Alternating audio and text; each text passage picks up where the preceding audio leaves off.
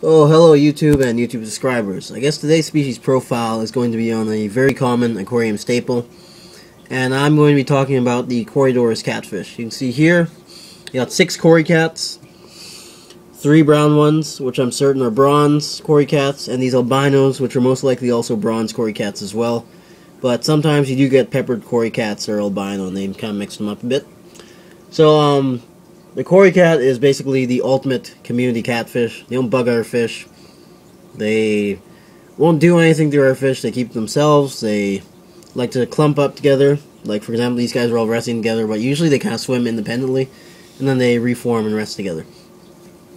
So, I'll just tell you about my experience with Cory cats. I've had Cory cats for about, since I started fish keeping when I was 10.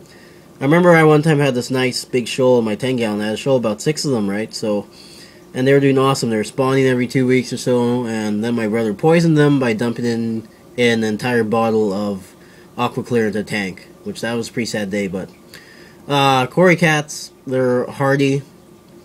They are long-lived. They can live up to 27 years. These guys here are only 2 or 3 years old, so they got a long life ahead of them if all goes well.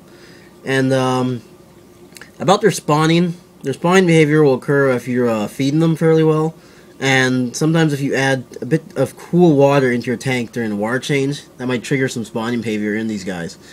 And the sexing is one thing that I'm not 100% sure about, but one thing I'm pretty certain is that the females are plumper ones. So I assume someone like this right here would be a female, and then this guy right here would be a male. But if any of you guys know the exact race of sexing them, if you do a response about it, it would be kind of appreciated. You know, I'm currently not interested in breeding them right now, but I have seen these guys spawn at least once, because I found little pearl-like eggs attached to a bunch of my plants. And, the Cory cats, basically, one common mistake that a lot of rookie aquarists make with Cory cats is, they don't feed them directly. I feed mine, shrimp pellets, algae wafers, and even when I feed flakes, I make sure there's enough flake that it actually sinks to the bottom, so they can get some of that. I also fed them tube-thick worms, bloodworms, and brine shrimp. You know, I don't have any of that right now. But you gotta feed your Cory cats. You know, they're labeled as scavenger, and while they're not really purely a scavenger, they eat small crustaceans and small annelids and stuff from the substrate. And one thing about Cory cats is they got about 6 barbels, and their barbels, since they're always digging in the substrate, your substrate has to be devoid of sharp rocks.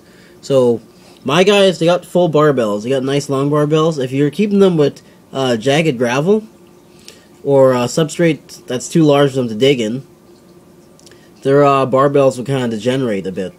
And actually right now, I think my substrate might be, I think it's alright for them, but it's not the greatest. I was actually planning on moving these guys to a sand bottom, and moving them to my 20-gallon by hand.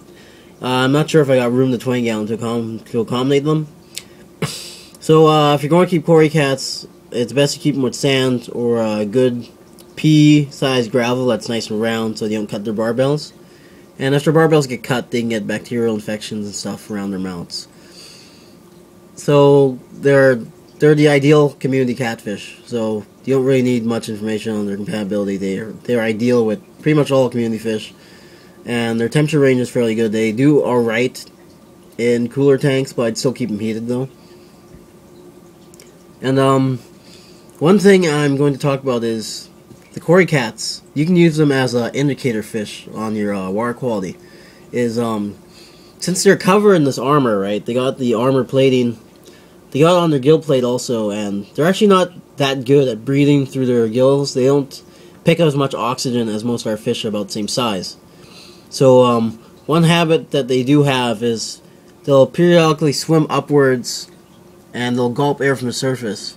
And if you got Cory cats that are doing that frequently, that means you got low dissolved oxygen in your tank, or you got too high of nitrates, and you gotta change your water about that. So if you're a beginner and you got Cory cats and you notice that they're gulping air frequently, I hardly ever see mine gulp air because I know my water's good, but if you see them gulping air frequently, you know you gotta do your water change if you see that.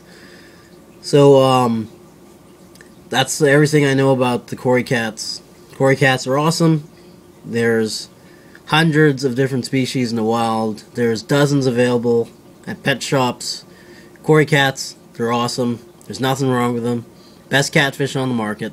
Thanks for watching. Please rate, comment, and subscribe.